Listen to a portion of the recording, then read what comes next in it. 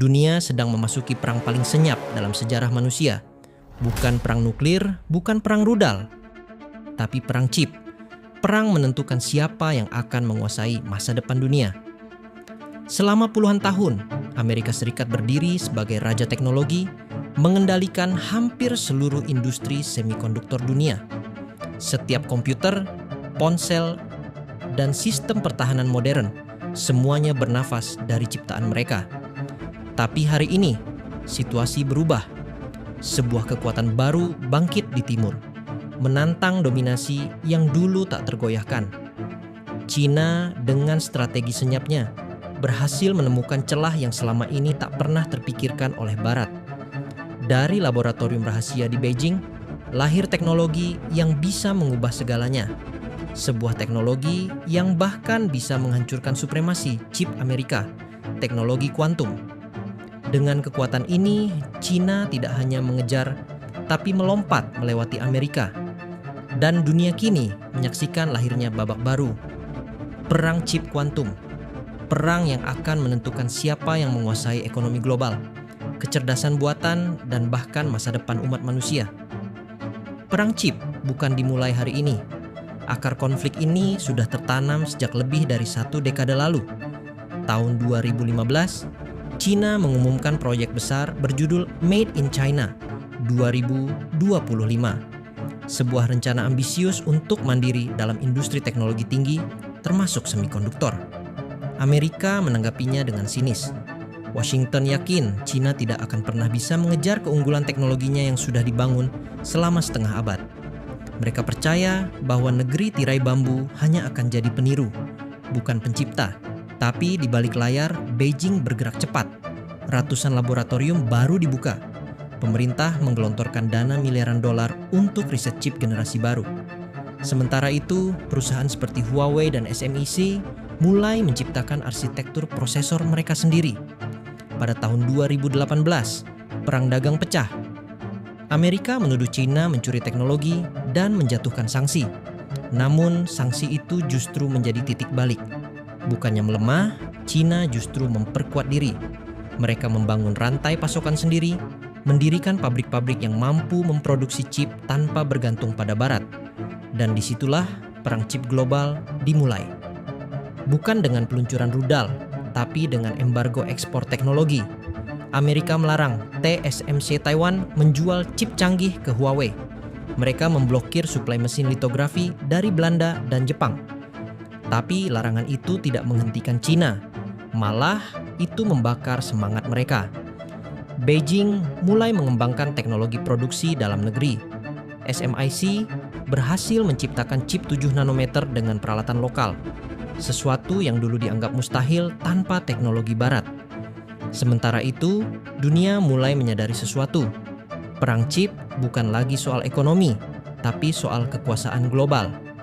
Siapapun yang menguasai chip akan menguasai seluruh teknologi dunia, dari kecerdasan buatan hingga sistem senjata, bahkan keuangan digital. Amerika sadar terlalu terlambat. Mereka baru menyadari bahwa senjata paling berbahaya abad ini bukan nuklir, tapi sepotong kecil silikon berukuran tak lebih besar dari kuku manusia. Dan Cina kini sedang memperkuat posisinya untuk menjadi penguasa baru di medan perang itu. Selama puluhan tahun, Amerika Serikat merasa aman di puncak rantai teknologi dunia. Perusahaan seperti Intel, Nvidia, Qualcomm, dan Apple menguasai desain chip global. TSMC di Taiwan menjadi tangan kanan mereka, pabrik yang mencetak hampir semua prosesor tercanggih di dunia. Sementara itu, China hanyalah pelanggan besar, bukan pemain utama. Namun, keadaan mulai berubah cepat setelah embargo 2019. Huawei, yang dulu bergantung pada chip buatan Barat, tiba-tiba kehilangan akses ke teknologi Amerika. Semua orang mengira Huawei akan hancur. Tapi justru sebaliknya, mereka bangkit dengan cara yang tidak terduga. Mereka meluncurkan prosesor buatan sendiri, Kirin 9000, chip yang sepenuhnya dirancang di dalam negeri. Dan yang mengejutkan, performanya menyaingi produk buatan Amerika. Ini bukan lagi sekadar kebangkitan perusahaan. Ini adalah pesan kepada dunia bahwa Cina tidak butuh izin dari siapapun untuk memimpin di bidang teknologi. Dari situ, efek domino mulai terjadi.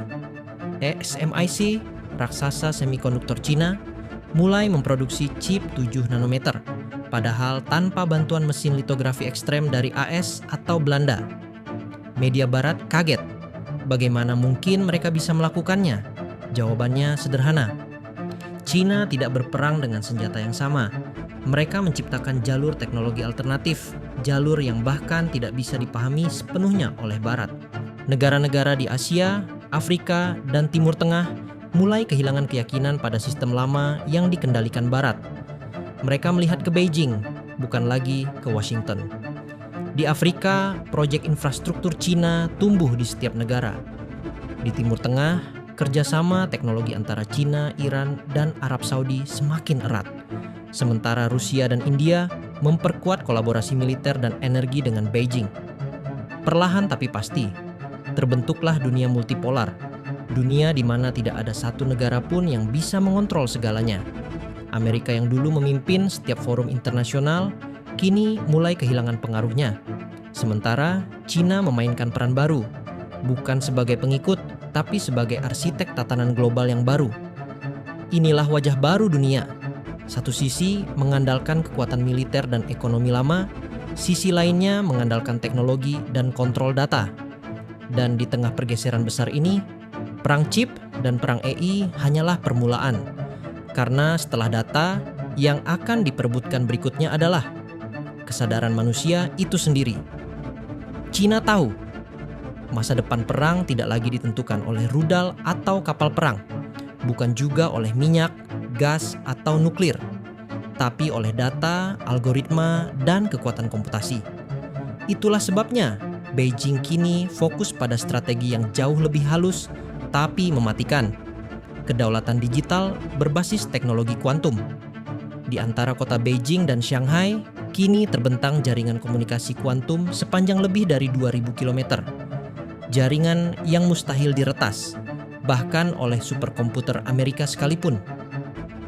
Mereka menamakannya Quantum Secure Communication Network, simbol supremasi baru di dunia digital.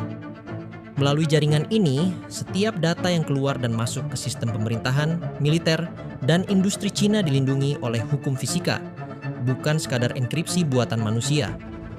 Artinya, tidak ada mata-mata yang bisa menembusnya, tidak ada kekuatan yang bisa menghancurkannya.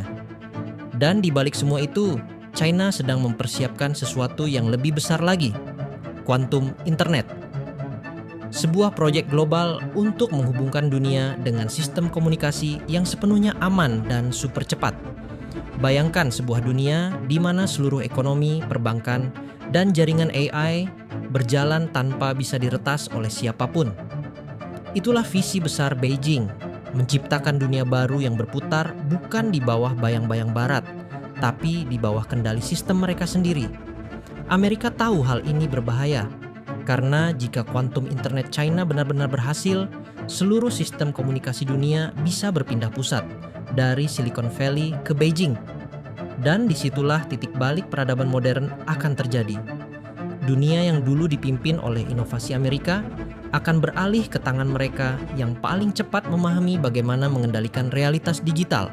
Karena chip hanyalah awal, kuantum adalah masa depan, dan AI adalah senjatanya.